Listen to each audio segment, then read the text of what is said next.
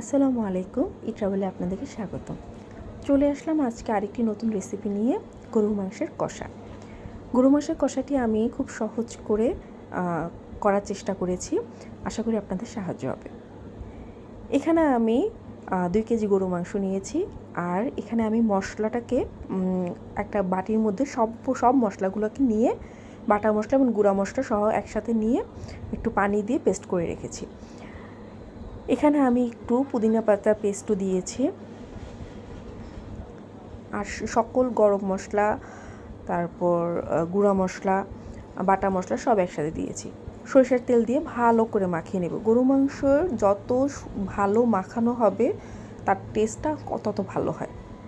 তো চেষ্টা করবেন হাত দিয়ে খুব সুন্দর করে মাখিয়ে নিতে। এরপরে খুব অল্প পানি, জাস্ট হাতটা ধুয়ে যতটুকু পানি দেওয়া লাগে ওরকম পানি, আর ওই যে শুকনো মরিচ দিয়ে চুলাতে বসাই দেব। চুলার আঁচটা আমি প্রথম দিকে একটু হাই রেখেছি, মাঝারি থেকেও একটু বেশি রেখেছিলাম। ভালো করে কষানো পর্যন্ত ওয়েট করব।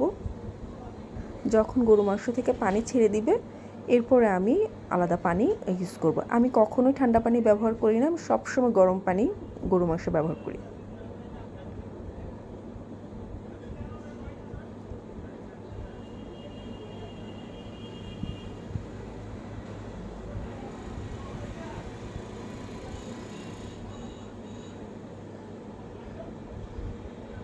কয়েক দফা গরম পানি দিয়ে দিয়ে আমি মাংসটাকে সিদ্ধ করে নেব।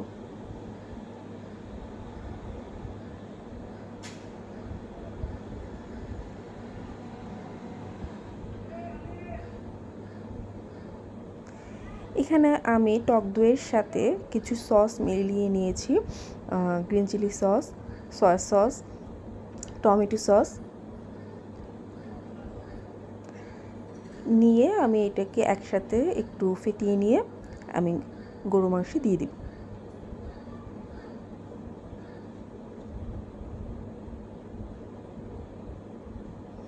কাঁচামরিচ দিয়ে দিচ্ছি। এখন আমি ঝোলটাকে ঘন করে নিব।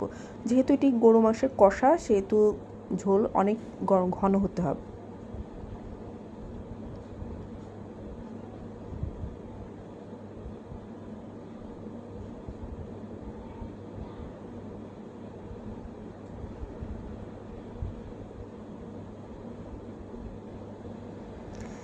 যতটুকু পছন্দ হয় ততটুকু ঘন করে নিব। একজনের পছন্দ এক এক রকম, যে যতটুকু পছন্দ করে ততটুকু ঝোলটা কমিয়ে নেবে। নামানোর সময় সামান্য চিনি দিয়ে দিব, খুবই সামান্য। এই তো হয়ে গেল আমার গরু মাংসের কষা।